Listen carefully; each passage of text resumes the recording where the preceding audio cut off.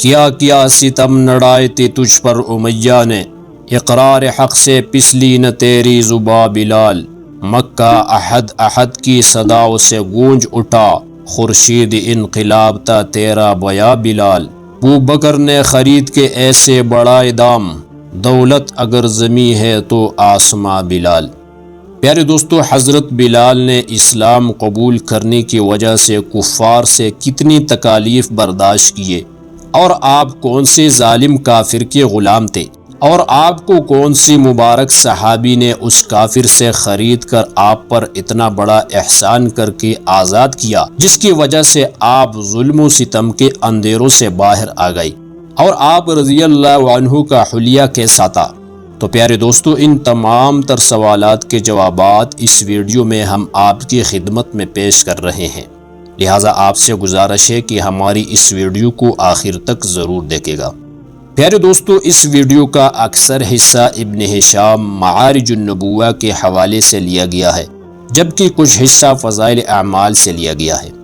پیارے دوستو، حضرت بلال حبشی رضی اللہ عنہ مشہور اور عظیم صحابی اور محب رسول ہے، اور ہر محب رسول کی آنکھوں کے تارے ہے، اور یہ وہ خوش نصیب صحابی ہے جو مسجد نبوی کے ہمیشہ مؤذن رہے، اسلام لانے کے بعد کفار کی طرف سے سخت تکالیف اٹھائے۔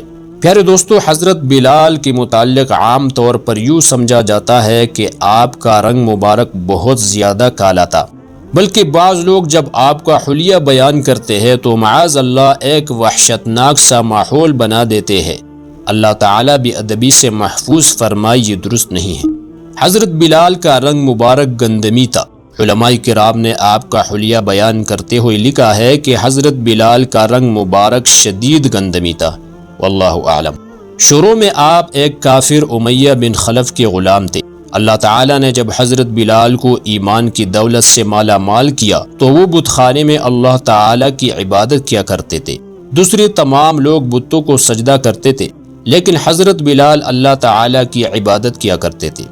جب امیہ کو اس کی خبر ہوئی تو وہ غصے کے حالت میں آیا اور پوچھنے لگا، کیا تم محمد صلی اللہ علیہ وسلم کے رب کو سجدہ کرتے ہو؟ حضرت بلال نے جواب دیا، میں اس اللہ کو سجدہ کرتا ہوں جو ایک ہے، اس کا کوئی شریک نہیں۔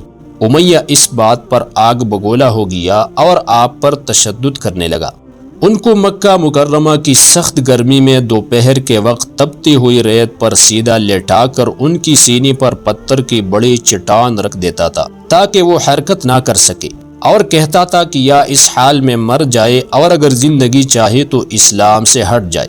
لیکن تمام تکالیف کے باوجود حضرت بلال کی زبان مبارک پر احد احد کے الفاظ جاری ہوتے، یعنی میں اللہ وحدہ لا شریک کی عبادت کرتا ہوں۔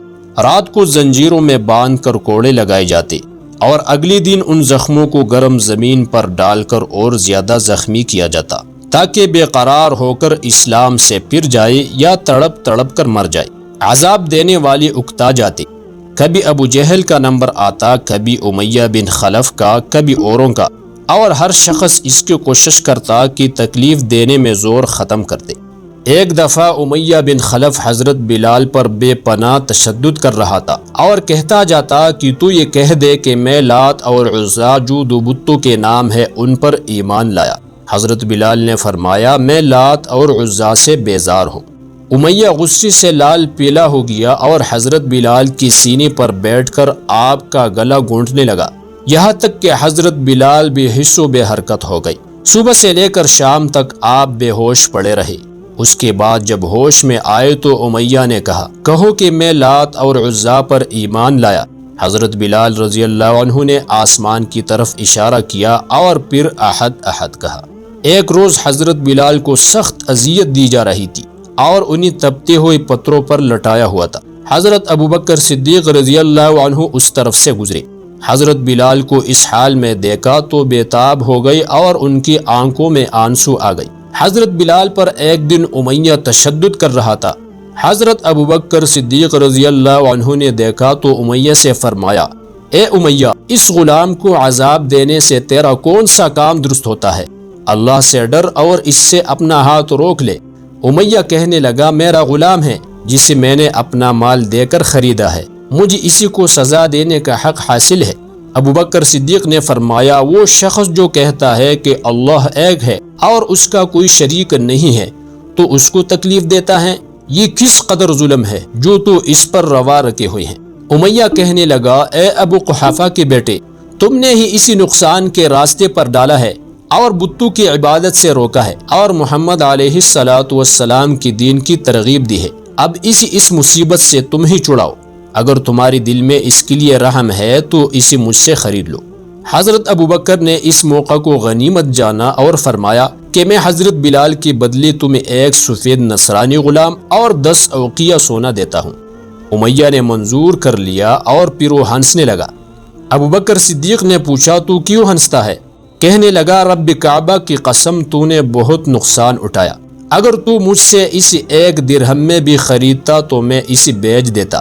حضرت ابو بکر صدیق نے فرمایا اللہ پاک کی قسم میں نے بہت ہی اعلیٰ سودا کیا ہے، اگر تو مجھ سے اس ایک غلام کے بدلے میں میرا تمام مال طلب کرتا تو میں دے دیتا اور اس کو لے لیتا۔ یہ سن کر امیہ خاموش ہو گیا۔ صدیق اکبر نے حضرت بلال کا ہاتھ پکڑا اور اپنی چادر مبارک سے ان کی جسم مبارک پر لگی ہوئی گرد و غبار کو جھاڑا اور نیا لباس پہنا کر حضور علیہ السلام کی خدمت اقدس میں لے گئی اور فرمایا یا رسول اللہ صلی اللہ علیہ وسلم گواہ رہے کہ میں نے بلال کو اللہ تعالی کی خوشنودی کے لیے آزاد کر دیا ہے۔ واللہ اعلم بالصواب۔ پیارے دوستو، اگر ویڈیو پسند آئی ہے تو ویڈیو کو لائک، شیئر اور کمنٹ میں اپنے رائے کا اظہار ضرور کیجیے گا، اور اس قسم کی مزید ویڈیوز دیکھنے کے لیے ہمارے چینل قصص الانبیاء کو سبسکرائب کریں۔